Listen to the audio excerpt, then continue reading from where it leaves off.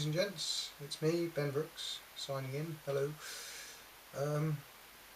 Yesterday I went with the Students' Union to the Times Higher Education pre-election debate between the three main parties. So that was David Lammy for the Labour Party, David Willetts for the Conservatives, and Stephen Williams for the Liberal Democrats. And this video is going to be really quick, really short, hopefully, explanation of what went on for people out there who are interested, and also a little bit of an analysis from the point of view of myself as a student representative. So here we go. Okay, so as with the Times Higher Education debate that I have previously made a video on, I will of course link to it in the sidebar, and you'll be able to go and watch it for yourselves. Again, it's about 2 hours long, so it's a fairly hefty thing to sit through. I was actually at the event, and believe me, it was hefty for the 5 or 6 of us who went from Southampton University. And some of the notes from the night, which was Wednesday, so 2 days ago as I'm making this video. Just a couple of observations really, rather than anything pointed to make. First of all,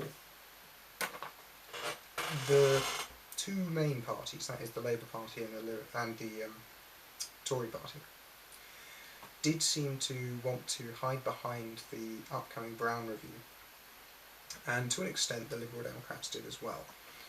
And even after they were pulled up on this by one of the questioners in the Q&A session at the end of the event, they continued again and again to say, well, we've got to wait for this Brown Review, which is going to come in after the election, which is all very well and good, but doesn't answer anybody's question. And if it's coming in after the election, there's no point bringing it up in a pre-election debate. That's avoiding the question and making it very difficult for someone to actually choose which party they want to support in the election if they're having to wait till after it to get the manifesto promises that they actually want to know about. What else have we got? One of the things that I will say as a Conservative myself that I thought was very good about the Liberal Democrat position is that they're very strong on making funding fair. So where at present, you get an amount of money based on how much your parents earn, which may or may not be an accurate representation of what your parents are able to support you with. They might have there might be other commitments such as mortgages and so on, that whilst your income is X, the actual amount that you're able to provide your children in support is a lot lower because of other things that you have to pay for. And I think the Liberal Democrats really did pull a fast one on the other two parties in that regard. As with all politics, they did tend to avoid the questions they were asked, and it remains to be seen whether any of the three main parties will be able to provide any credible policies, in my view, between now and the election. But as I say, it remains to be seen. Something else that was also interesting from the perspective of the Liberal Democrat position was... No, sorry, not the Liberal Democrats. This is from the Conservative position, actually, is the attitude of the Tory party towards the REA, the Research Assessment the Research Assessment Exercise, where they consider that they should delay it post the election by a number of years. I think they said 2 in the event, because the current system is untenable for reasons which anyone who's a scientist will probably have some understanding of. But basically, the way that a scientist's impact on their field is measured in this assessment exercise is considered by a lot of people to be flawed. Now, I can't explain why, I'm not involved in it myself. So they also said that, in fact, all three parties said that teaching needs to be brought to the fore, and they said that university should be about teaching rather than research. Now, whether I agree with that is neither here nor there, but it's something that a lot of the students out there will be very pleased to hear. Let's see, what else have we got? Stephen Williams, the Liberal Democrat representative, said that currently the UK holds a global advantage over other graduates from other nations, and that we need to maintain it.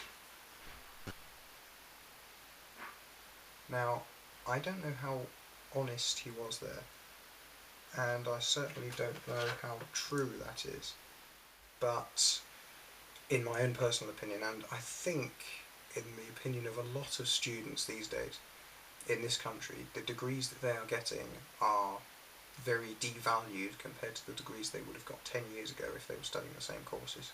Now, maybe you'd like to let me know in the comments or in responses what you think to that, but I don't know how much of a global advantage British students currently have with respect, for example, to American students, or with respect to students from China or the Far East. I haven't really mentioned the Labour Party's representative, David Lammy, who is a minister for the department run by Lord Mandelson, or Dark Lord Mandelson, depending on your outlook on him. And there are two reasons for that. First of all, at the moment, at any rate, there is pretty much universal agreement that Labour will not be making up the next government. And secondly, because a lot of what he was saying didn't imbue, or it certainly didn't imbue me with any reason to give him credibility. He spent the first couple of minutes of his talk saying essentially that he would rather the Labour government be judged on what it has done since the year 2000, or since 1907 essentially, throughout its history, than what it's doing now, what it's done in the last 5-year term, which I think is a little bit hopeful, to say the least. And I think the only major politician that has been in evidence from the last 25 years that has really been remembered for anything that they've done is Margaret Thatcher, and mostly for the negative in that regard. So I don't know. However, in the name of balance, I have to mention some of the things that he's said, and quite rightly in some instances at any rate. He said, for example, that since the year 2000 there has been a 25% increase in university funding, and that there has been a 50% increase in the science budget. Now, far be it from me to complain, but he doesn't give any real explanations to what is included within that science budget, and whether it includes the soft sciences per se. And given that we've undergone an economic boom, it seems a little fallacious to say that and not give it in context of the boom. So what percentage has it increased that we would not have expected it to under a boom in any rate, if it had stayed the same proportion of the money that the government inherits from taxes and so on. I think that's pretty much everything that I can put in to. That's pretty much everything I could say without going along party lines that I don't want to tread along, because I said I'd try to keep politics out of my videos to the best of my ability. So all I'd say is I think it's great that we've had a pre-election debate, albeit one that hasn't really produced any meaningful outcome. And thanks also to the people from my students' union, the two executive officers, or should I say sabbatical officers, and the 5 course representatives and students who attended alongside myself, because we were the largest university in attendance from what I could gather, and we asked a disproportionately large number of the questions, so thanks to everyone who came along. And I think that's pretty much it from me, so hopefully I'll be putting some science videos up soon. Thank you very much. It's Ben Brooks signing out. Have a nice day wherever you are.